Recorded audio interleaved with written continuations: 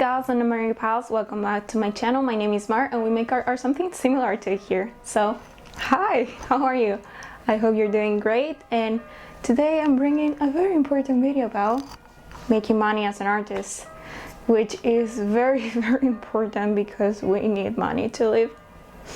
So today here I'm presenting 4 ways that you can make money as an artist on the side. This can be your main source of income, but I use it more as money on the side, just not to be so stressed about making art to live, because I want to enjoy doing art, not just being so pressured about it to have money off of it.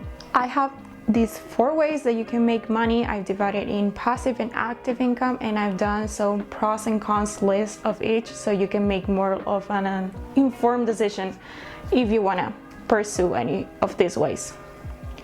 The first one is passive income, that meaning that you just do the work once and then the income comes with time if people want this or that you have done before. Like Redbubble. This is what I'm going to talk about in passive income. Redbubble is a print-on-demand site. I've talked about it before and you can check a video about it if you like it. But basically, all you do is you upload your work once, it gets applied on a bunch of different products, and they do everything else. Pros and cons for Redbubble. Pros: you just upload your artwork, you can upload as much as you like, you have a variety of products, they do everything else, printing, shipping, etc. They handle any kind of problem. If there's an issue with a client, they'll deal with it. You don't have like direct contact with the client and the issue. The cons are that the artist benefit is not that big, and sometimes they can take down your work because of copyright, even though sometimes your work is not even infringing any copyright issue.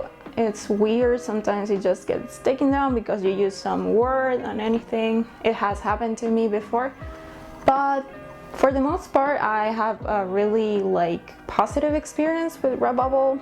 I make $100 or so in a year. Let's be clear about that, because the sales are not that consistent yet. That's why it's side money. I'm not so stressed about it, but it's good. It gets to my PayPal account.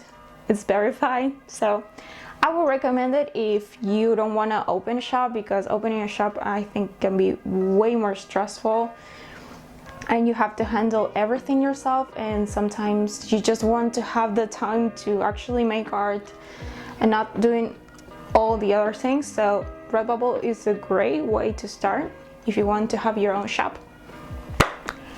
And then we go to active income, meaning that you have to be actively doing the work, not just waiting for people to buy stuff. And first one we have are commissions. Basically what you do is you put out there that you're doing commissions, your price range, what you do, what you not do, and you wait for people to ask you, basically. I've done commissions before through Instagram only because that's my main platform, and I've gotten really good responses, really. And you all the time have to remind people that you're doing commissions, because people don't have in their minds, they don't have you like, oh, this person is doing commission. They're not remembering all the time. You have to be like, hey, I'm doing commissions. You have to post it once in a while, like, I'm open for commissions, DM me, because people forget. They really do. And I forget that people forget, so sometimes it's good to just post a story saying I'm doing commissions, or post again the post where you explain everything. Pros and cons of doing commissions. Pros: you are on control. You decide what you do, what you not do. Literally, you put the ground rules and people have to follow them. You set your own fees and there's no limit to it. You just decide and you see what your art is valued there, and you just put your price. There's no one saying you shouldn't be doing this or that. Just do whatever you feel is the most for you. Cons: it's by demand, meaning that if no one wants to commission you, you have 0 income, which is pretty sad because it happened to me. And people sometimes disappear without paying. Please be very careful with this, because it has happened to me before. Before you do a commission, ask for 50% upfront, so at least if that person leaves you on read, you have a little bit of money. Because it has happened to me that people say like, yeah, I'll pay you, and you just deliver the work and they leave. Please ask for a payment upfront. Another platform I use a lot for active income is Fiverr. Fiverr is kind of a weird one, but it has made me like a lot of money from random work, so don't dismiss it. Basically, what you do on Fiverr is you put out what services you offer, and people are like, I like it. It's kind of like commissions, but it's a little bit more formal. And I've done pretty good money on Fiverr. I've done like the best works I've done on Fiverr are the coloring book pages for adults and children. People like that. So that's a service that you can offer, and it's easier than just making a whole color artwork, because it's basically just line art. And I like doing line art, so that's something you can offer. Pros and cons of Fiverr. Pros: they are a verified platform. They handle any kind of problem. It's an easy way to connect with clients. You have buyer's request. A buyer is basically saying, I'm looking for someone to do this, and if you're interested, you just do a response saying what you're gonna offer, and if they like it, they accept the job. And it's safer than doing commissions on Instagram, maybe. The cons is that they take 20% of what you make, which is a lot. And they also take a percentage of your tips. Like if someone really likes your job and they say, okay, I'm gonna give you $10 tip, they're gonna take a part of your tips as well. Also, it's by demand. If no one wants your service, no one will come looking for it.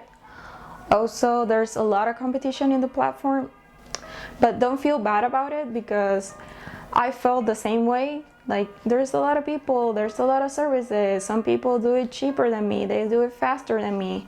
Don't think like that, because I thought no one will ever hire me as a freelancer on Fiverr, and I actually got like 10 jobs out of it, which is a lot for me. So yeah, just do it. And the last one that I've done recently are conventions. I did an artist convention recently where I live. It was really big. It had lots of artists, and it was amazing, and I really love it.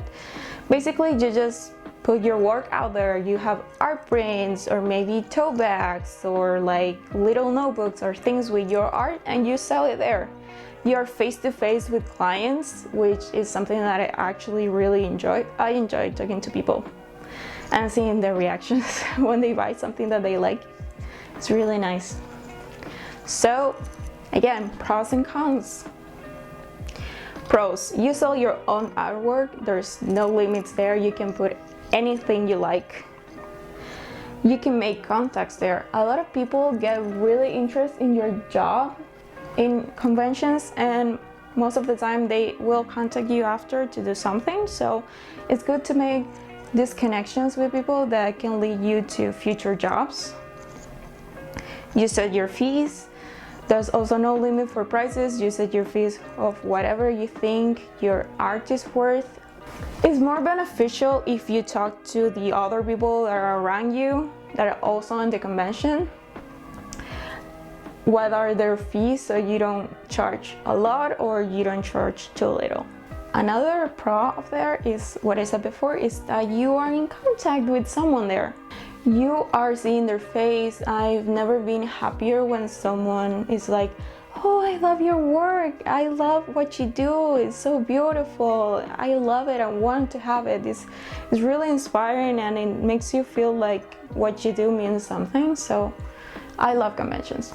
Cons: you usually have to pay a fee to be there, except for a few exceptions. You all the time have to pay like upfront, like your right to be there, and you have to apply. So when you apply, they may reject you. That has not been the case for me, because the conventions that I've been are pretty big, so usually no one gets rejected. I mean, if you're not used to that, I'm still not used to it. And sometimes you don't break even. It can happen. It has happened to me that you spend a lot of money printing, organizing, cutting, and everything, all the time on the money that you invest in this convention. And sometimes people don't buy anything or buy too little, and the income you have is not really much. The earning, you say, okay, maybe this is not worth it, but don't feel disappointed. It has happened to me. And the last time I went to a convention, I not only broke even, I made a lot of money. And I was so surprised that people were so excited to buy my work. So don't feel discouraged. It can happen to the best of us. I'm not saying I'm the best, but really you just have to try. Well, this is it, folks. I hope you enjoyed this video and you found it helpful. And if you did, don't forget to leave a like or a comment, and also you can subscribe and turn on notifications to know when I post next. You can also follow me on social media, and I have a Patreon. If you want to support me there, that will mean the world to me if you become my first Patreon ever.